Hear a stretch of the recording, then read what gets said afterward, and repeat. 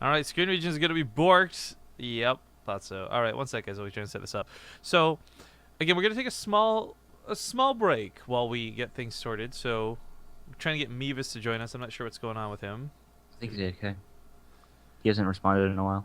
Yeah, I tried poking him too. We'll get the Skype regions set up in a second. I don't want to like, because you know what's gonna happen, right? Like I'm gonna do the screen regions and then he's gonna join the call. Like that's Yeah. that mess everything up. Like it's just how the world works. But I guess while we're waiting, people can see the small version of you. Avex, you want to introduce yourself? Let people know who you are and what you do. Um, Hi, I'm Avex. For base trade viewers, I'm known for Detox. I made Detox a while back. Um, I also made Purified Forge, that god awful map. I don't And think that was so god awful. It it wasn't was the pretty greatest map, but bad. it was cooler than some. It was pretty bad. Let's be honest. Look, there we go. I told you, right? The second I started doing screen regions, Meavis was gonna join the call. Hey, Okay. Mavis. How's it Hello. going, Meavis? Do you have a camera, sir, or no? Well, I do have a camera, but I'm afraid it will fuck up my sound, so... Okay, that's fine. Don't do the camera then. I will just because I didn't want to start doing screen regions and have everything change again. So actually, we just had Avex do a quick intro. We'll get back to Avex, what he's talking about in a moment. Meavis, if you want to do a small introduction, because especially I don't know you that well. Well, hello, I'm Meavis, and I've been making maps for like 3 years now, I think. Started late... Well, actually, early Heart of the Swarm. Do you have any big name maps that people might have seen but not realize you were the author of or anything like Well, none of the letter maps. I think I've Analyze made, any I've made Dune station's pretty good. Trenches, which was in the Ting 2v2 Cup. that? And That's right. Yeah, we did cast that a while back. Yeah. Yeah, and Solaris Temple, which was in the UK and Ireland series. Outside of good. that, nothing major that actually got played. He's been trying to sell Annihilation Station for years. Well, You go to all the old TLMCs, he always has that map in it. It just Well, looks slightly different. I have a question actually about something kind of along those lines. So this is more for Avex first. We'll get back to Meavis in a moment. Avex, I know that I had brought this up yesterday, and I was shocked to learn that you never had even submitted Detox to the map contest.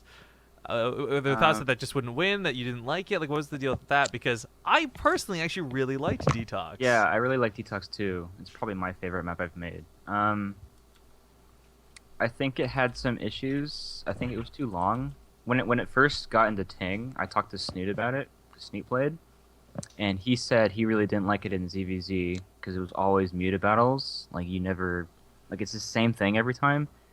And I think it was too choky. Like the middle was a little too choky. The envision was like the execution was correct, but I don't know. I actually wanted to submit another map called Synkestra for Macro too, and I posted it on TL on that discussion thread, the Plexa thread, where he's like, "Let me tell you why your map sucks." He wasn't a fan of either Detox or Synkestra. Okay. Well, I And mean, to each their own. I really liked it. We had a whole tournament that played it, so yeah, we'll take it for what it will. But okay, let's talk about some things really quick. So now that everyone knows who you guys are, again, just TLDR guys, these guys made maps, and more importantly, they made maps that we're casting here for the map tournament. I'm curious. I'll ask Meavis first, and we'll go back to you, Avex. What are you guys like? We're kind of working blindly here. You know, we're working with Scion from Blizzard and a couple other folks at Blizzard to make this whole tournament happen, so there's actual exposure on the maps. But what do you guys most want to see out of this? Like, is it just enough to see people actually playing on your maps, or is there more, less? Like, so again, for you to you first, Meavis, what would you like to see most out of things like this in the future? Ooh, well, this is already a huge improvement over past TLMCs. Like, we get to see a lot of maps, a lot more than previous TLMCs, like 50 now, and they all get played, and tons of games as well. So that's a huge improvement. What do I want to see? Can't think of any real points for now. I mean, if you're happy with this as is, that's a perfectly acceptable answer too. Yeah, like it's already improving, so I'm happy for now. Okay, cool. What about you, Avex? Same question. um, I was talking to Penguin, I think, about this a day or two ago. We're happy, but we're like not happy at the same time. So far we've seen that most maps have been played except for Flame Jungler and Core Hall Killzone, which is Yep. really weird. But Penguin and I were talking about it, saying it's cool that there's incentive for players to play because there's 4K on the line. But at the same time, now they're going to veto maps that like don't favor them getting money. My dog's about to make noise, probably. That's Um, fine as long as it's not into the microphone. this mic picks up a lot. He's really loud too. Mute my mic. But yeah, there you go. I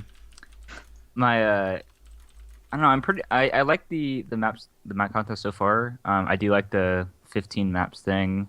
I think my only quarrel would be with categories. I think they're kind of sloppily handled because we were supposed to submit to categories, right? And then if we had a So yeah, there's subcategory, like the rush, the macro, the gold, and stuff like that. and then new, yeah. So we would submit our maps for a category, and if it had a subcategory, like for example, I think Chaldeum was macro and gold, and it ended up just getting shifted in gold. So that was correct. But Gojira Greenhouse was only macro. I didn't even put gold as a subcategory, and I guess Blizzard put it into gold. And I'm like, oh, okay, like the gold is interesting, but I don't think Gojira's main feature is the gold at all. Yeah, that's definitely odd. I know we've been talking about some of that, like questioning why some of the maps were classified as a gold base or whatnot. But the other ones have been pretty spot on with like their macro. I guess Meavis, let's go back to you for a sec and talk about your map. Because Avex, you've got like 3, man. Like what the fuck? Calm down. Not my decision.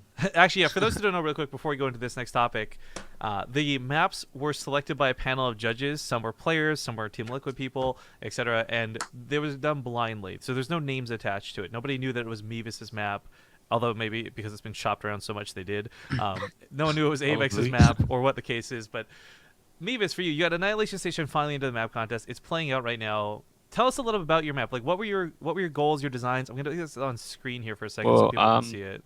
That's going to be a long story because it's had a lot of changes, and I've been working on it for like 2.5 years now. Well, okay. Since first version. The backstory is something I'm definitely interested in, but what I'm actually asking here is like, you've got this map, its final version, what we have here and now that we're playing, and it's classified under a macro map. First off, I guess, are you happy with that category? Are you happy with the way it's looking so far in the games we've seen? Oh yeah, definitely a macro map. It's always been the kind of maps I like to make. Just really technical macro maps, no real gimmicks to it. Just straight up maps, and just try to make pathways really interesting. Allow players to do cool stuff with flanks and stuff. And that's the kind of stuff I like to make maps out of. Well, the first thing I've got to ask about this map as we look into it is we've discussed already the numbers. Is this something you're going to be able to explain, or is this something that's going to be forever a secret? I think the Reddit thread got it right? Yeah, Reddit figured it out. So if you want to find out, it's there. So no spoilers. Okay, fair enough. You can go look it up on Reddit. For those who can't read this, because it is kind of hard to see on stream, the bases are numbered in odd patterns. So like 8 and 18, 32, 50, and such.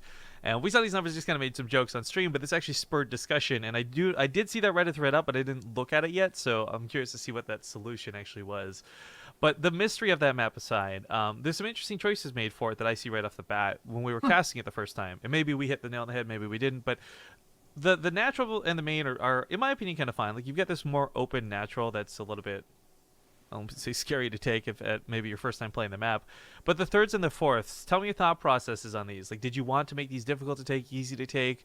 Were you worried and thinking about things like Liberators when making them? Like, what were your thoughts when tweaking the map? Ooh, well, Liberators weren't even as much into the thought process. Like, when I've designed the first few bases, that was like carried over from the Heart of the Swarm design, and so they weren't really designed around Liberators, but they turned out pretty okay, I guess. Yeah, because I was going to comment, you actually did leave a nice amount of space behind each mineral line, so races can put like cannons or pylons or spore crawlers and whatnot. It was originally just to give drops more space. Hey, 2 birds with 1 stone, why not? Yeah, I thought more drop space would be a nice, little interesting touch to the map. What was I gonna say? I was gonna say something, but I forgot it already. Well, Take a second to think, because I just got to update the stream because people are asking. We have Neeb versus Masa coming up next, guys. We're trying to give the map makers a little bit of credit because they don't get enough of it. You know, we play on their maps all the time. You potentially see some of these in the ladder, but you never get to hear their voices or see their faces or names. So along with all the great games we're showing for this tournament, we're trying to also give some voices to those that normally don't have them. So again, this isn't going to be super long, but we do want to give these guys a chance to talk. And Neeb versus Masa are currently on NA. They're doing vetoes, and we'll have that party start to go ASAP. But sorry to interrupt. Well, I gave you time to collect your thoughts. I don't know. Do you have anything you want to say for this map? What you hope to see, I guess, or anything like that before we go over to Avex? Well, I hope to see some really cool concaves in the center of the maps between all the high grounds and the chokes. Like, there's lots of different pathways you can take, and if players would set up concaves and flanks, I think it could be really interesting. Well, the question I actually have on that point is, what were your thoughts on the watchtowers and using them versus not using them? Originally, it did have one watchtower in the ferry center between the fog of war. Yeah. But I thought it may be a little too overkill. Like, if you look from the right to the left side of the map through the center, like, that's the narrowest point of the map, and I wasn't sure if it needed a watchtower. Like, it's already quite narrow. Okay, because I know there's been a lot of topics, like they just removed watchtowers from Frozen Temple, and there's questions about like whether they're good versus not good. And I know I'm actually going to talk to Avex about this afterwards, some experimental ones that have been done in the past. If you could, I guess I'll leave you with like this one hypothetical. Like, if you could have a watchtower designed in a way that like either it could expire or maybe it was bigger, or if you could custom design a watchtower and put just one on the map, would you? Destructible watchtowers would be interesting, or that'd be cool. Low vision watchtowers, like somewhere between normal units vision and what it is now, like adjustable vision fields. But would provide like high ground vision too, type thing, or? Well, just slightly shorter than the current range. Like, current range can be a little strong. Yeah, that's interesting. Destructible versions would be certainly cool. I know that we don't have anything like really innovative that came with Legacy of the Void, like destructible rocks, but destructible towers would be certainly something to discuss. But okay, we'll keep Meavis on the call, or Meavis, excuse me, on the call in case he has any additional thoughts to add into this next point. But Avex, man, you've got 3 maps. I don't think we got time to go through every single one of them and all your thoughts on them. So do you have like any one in particular you're really hoping gets through the contest? Any one that you really would love to see actually make it to ladder? I know a lot of people are backing Namaste because it looks really pretty. I have like 3 overhauls, like on my hard drive. I'm personally a fan of Namaste. I love the aesthetics. I'm still not convinced it's the greatest map, personally, but I love the aesthetics on it. It was I think I was talking to. It's really weird. All of my really successful maps, so Detox, I guess Namaste is up there, Invader. I was all talking to like each one. I was talking to someone of note. So Invader actually got its name from Tempo and Fear Dragon. They were the one who came up with. I think it was Tempo, and then they both agreed on it. Because I was like, I have this map, I don't know what to call it, and they were like, well, there's like this little Space Invader on the top. I'm like, oh, okay, that works. And Namaste, I was talking to Fear Dragon when I was making it. Detox, I was talking to somebody. Well, okay, so I'm going to pause you there for a second, because you guys didn't hear this when we were setting up. You had mentioned Avex was talking with a player about some map stuff. My curiosity, before we go into your maps here, is how much influence do you take from that? Like, do you make your own things first and then ask for feedback after, or do you talk to people first and try to make maps around their ideas? I made a blog post on TL, kind of how I do mapping. Most of it's freeform. Every mapper has different things. Meavis can attest to this too. Some people literally draw on paper and then scan it and then import it as a flat text 2D doodad and kind of draw over it. Some people freeform. Some, like, there's so many different ways of doing it. I prefer freeform because I have more of an artistic output. Like, that's how I make maps, which is pretty obvious. So layouts are where I struggle, and player input's really important. So more so lately, I've been taking more player input. So the player I'm working with right now, it's actually his map technically. Like, he's like, I gave it a go. What do you think? And then we kind of slowly made adjustments to it because he's gonna be favored to one race. So as a random player, I don't have that many issues with layouts. No extreme bias. So that's probably a good Yeah, thing. You're not that's making a why. bunch of That's why. Terran maps. That's why all my maps kind of suddenly swing one way. So like Invader's extremely Zerg favored, which is actually an accident. Okay. Um, Well, let's get back to the maps here, not the ones that are already done. Yeah. Of these 3 that you got into the finals, which one are you hoping for most? I have the most hopes for Gajira Greenhouse, but again, not as a gold map. Like, Okay, but like as like a normal map or something then. yeah. Let me screen vision Um, this for those who we just cast on it, but for those who weren't here, we'll show you guys really quick the layout of it. Well, Avex talks. Caldeum is cool, but it needs some changes. Like I said earlier, I'm not a fan of the in-base natural as much as I thought I would be. That main got changed so many times, like over 2 days. Well, I mean, there's that gas block too. Oh man, I know you felt guilty That was seeing Bly's that was tweets. that was not meant to happen. That was I had pathing painted there because that, like I said, the main got changed. There used to be this like super high ground above that gold natural, quote unquote natural. There wasn't a base in there first, and then I got rid of it, and I forgot to get rid of some of the pathing. Okay, well, talk to me now about Gojira. We got this on the screen so people can see it. You did something really, really unique with this map.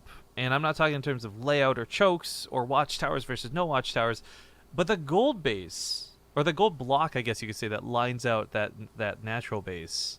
What were your thoughts on making this? Like, has this accomplished your hopes and dreams so far? I mean, like... The gold line was a modification of an idea I had a while back, and I'm sure other mappers have had this too. I've been trying to get bases like on ramps, so like either the mineral line is out of vision from the player unless it's being mined.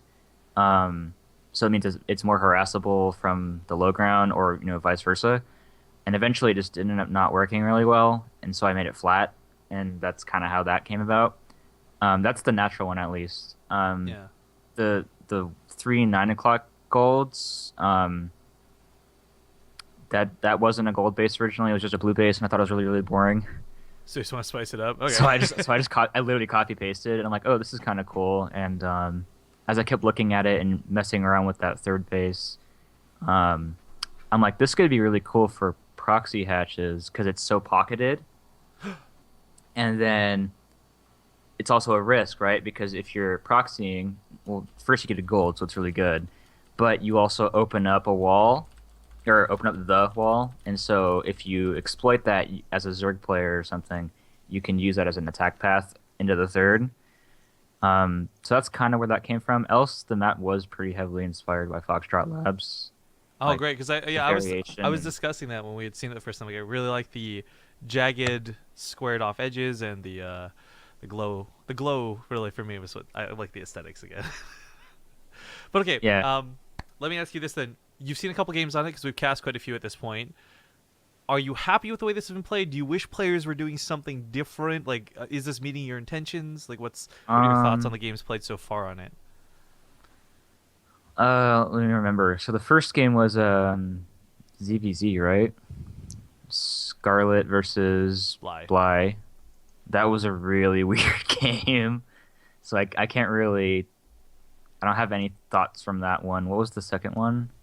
I don't remember. Let me rephrase this, because it's not about the specifics of nitpicking what people have No, seen. I'm just trying to remember, like, because I don't have my thoughts collected. Right. on it. But this, my question is more along the lines of like, thank you, whoever that was. We'll get the donation in a moment. The question was more like, are you happy to see people actually taking the natural? Were you expecting them to say, okay, this looks too weird and dangerous? Like, gold base has been taken by Lily Canine, even and Theo on this map earlier today. I mean, were you expecting the golds to be utilized as much as they have been? Less? More so? Were you hoping people would take them? I guess I'd say I'm satisfied, but not necessarily super happy. Does that make sense? Sure. Like, Yeah, that makes sense. like it's working as I wanted it to, but this is definitely a map where I feel like there's a lot of strategies that can come from it. Right. That have not bothered to mess with. Well, so there's one obvious one to question here. Like, let's say we get this TVP coming up. There's an obvious spot for siege tanks behind a natural base. Is this something you were worried about being abusive? Was this something you didn't even think about, intended? I knew about it. I don't think it's... I actually think I prevented that. Oh, can tanks not actually reach from that cliff?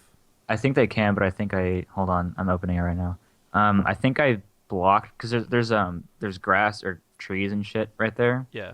super high ground. I think I made it that block vision because when who had the liberators?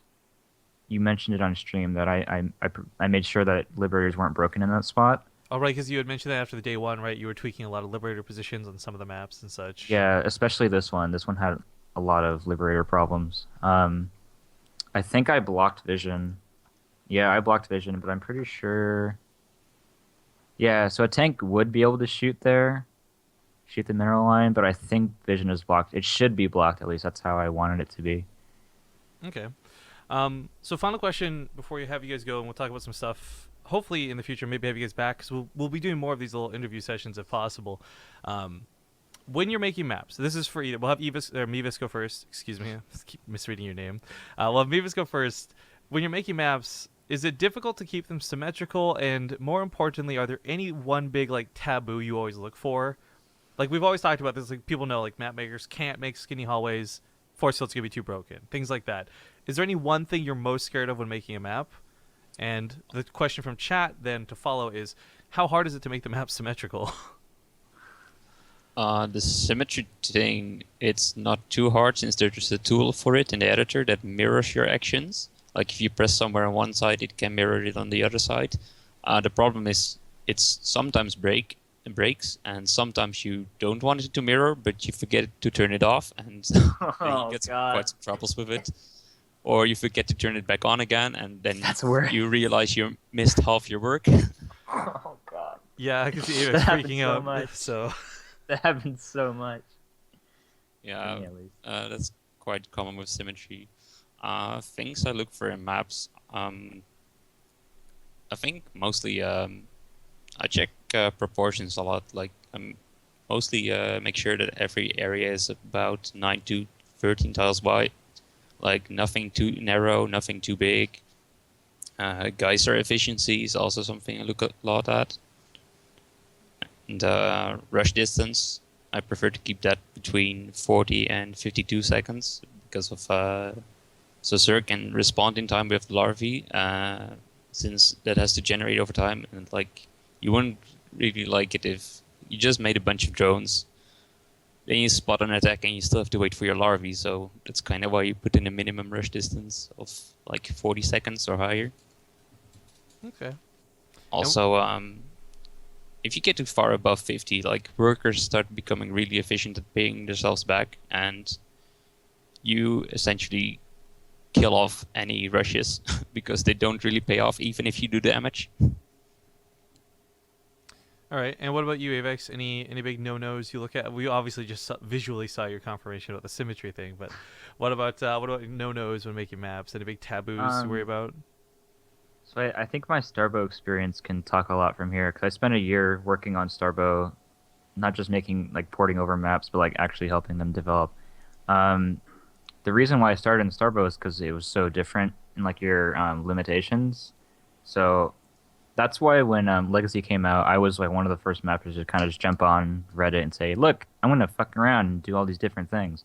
That's why Purified Forge was such a mess. Like, I just wanted to break so many rules and just change like how, I don't know, I guess myself at least perceived mapping. So I don't have really no-nos as long as I make up for those no-nos somewhere else. So like, for example, Invader, the main was intentionally supposed to be small, but not that small. And the natural was supposed to be bigger. So I think no-nos are okay as long as you just kind of you make up for it somewhere else. Well, I'm not gonna lie. I kind of expected the answer. Like, this isn't a bad thing. I was expecting you guys to say things like, "Oh yeah, I'm really worried about liberators. Like, I can't put minerals too close to the lines, or like this, that, and the other." But No, interesting to hear the, I guess the difference. liberators. I thought Sword liberators could be actions. way more of a problem than they actually were. Like, they're pretty easy to solve. Like, for example, Namaste, I updated it so that you can't have that broken liberator spot. So that was literally just me putting down like 5 doodads and a few no-fly zones. I'm like, okay, that was easy. So, Well, guys, unfortunately, we do have to wrap this up because we got to get the games going. So we'll start Yep. with Meavis for goodbyes. Any final words, statements, or shout-outs to social media where people can find you or look at more of your maps? Anything. The floor is yours. 30 seconds. Go. Well, shout outs to StarCraft Map Making Association. It's a bunch of mappers working together to promote stuff. So if you want, if you're organizing tournaments, need map pools, just contact us. I think the Twitter is SMA Melee. You can type it out in chat as well. Cool. Yeah, you got like 2,000 people. Maybe at least one goes over. All right. What about you, Avex? Final words, shout outs, comments? I don't have any shoutouts, I guess. I just do everything really solo. You can find me on Twitter at sc2_Avex. I post literally everything I do there. I also have a ultimate directory for all of my work, well, almost all of it, which is also on the description of my Twitter. I post on Reddit a lot, Team Liquid every so often. I frequent Base Trade a lot, State SC2. I used to frequent Fenner. I'm in Nathanias' chat a lot. So if you ever have questions, you can just find me lurking around. I'm also very open for people using my maps. You can literally use any of my maps. You don't have to request permission or anything. Like, Cool. I don't really care. Great to know, man. All right, guys, thank you so much for sharing some of your opinions. Like I said, we're going to do more of these segments throughout the week. Maybe you'll see one of these two or both even come back, talk about some of the other maps, maybe give some comments on other map makers. But thank you guys for joining us today. Have a great day, and we're going to hop into another Best of 9 now with Neeb versus Masa. So we'll just need a moment to fix regions, set things up, and we'll see you guys with the brand new Best of 9 when we return.